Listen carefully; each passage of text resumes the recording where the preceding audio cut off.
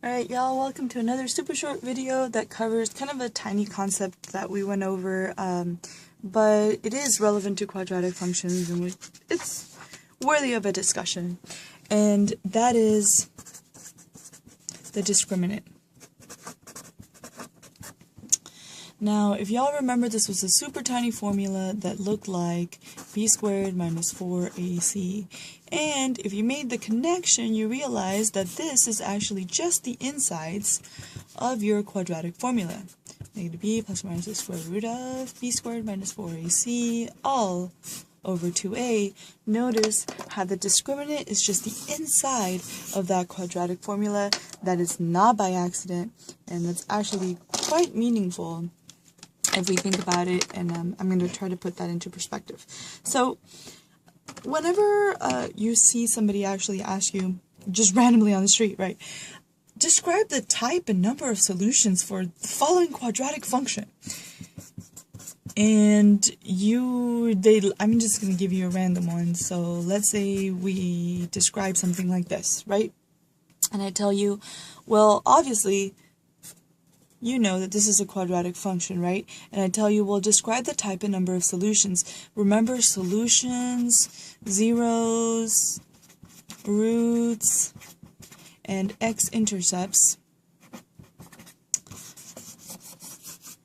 are kind of all just the same thing, right? We're really talking about how many times and where a quadratic function will hit the x-axis.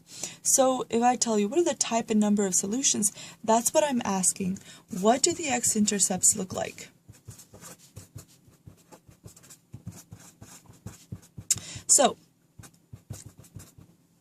are they the kind of x-intercepts where they're like plain vanilla x-intercepts where they just the parabola crosses twice and you have two solutions? Or is it one of these like special cool situations where you get the same x twice after you set y is equal to 0, and you get what we like to call a double root, where it just bounces, right, and the vertex is the x-intercept? Or have you ever wondered what the roots would actually look like if your parabola never even crossed the x-axis? Well, it turns out that what's going to happen here is if you plugged in your A, B, and C into your quadratic formula, right, negative b, and that whole mess, what would actually end up happening is this discriminant, the inside of the square root, would actually end up being negative.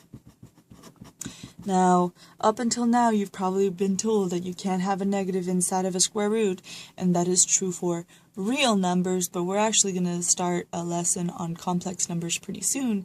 So really, what does that translate to if you have a quadratic function?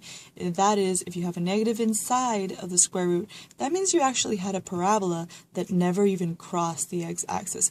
That's what the roots would actually look like. They'd be imaginary for a parabola that never crossed. So let's go back to this example that I have up here. So let's figure out what kind of parabola, what kind of solutions I actually have for this guy.